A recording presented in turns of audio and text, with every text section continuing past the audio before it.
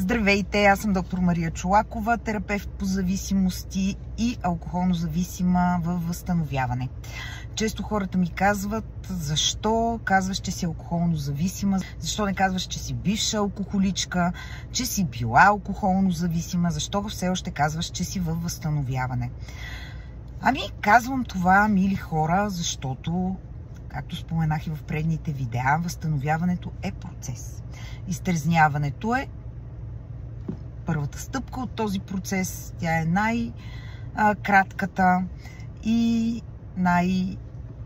така може да понякога да се окаже най-подвеждащата.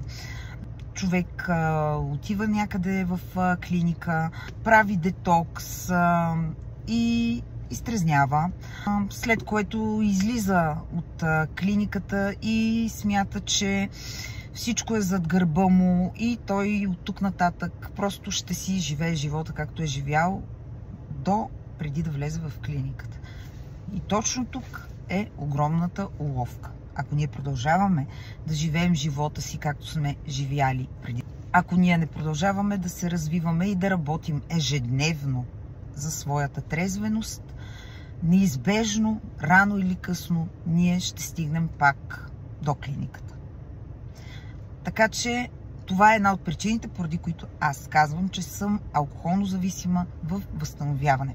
Другото нещо, ако аз кажа, че съм била алкохолно зависима и говоря за това нещо в минало време, това предполага, че аз сега мога да употребявам алкохол като нормалните хора, да употребявам алкохол социално. Аз знам, че това не е възможно, тъй като аз, ако употребя една чаша вино, до месец и половина-два, аз отново ще се върна в изходно положение и ще започна да пия отново по 2 бутилки вино.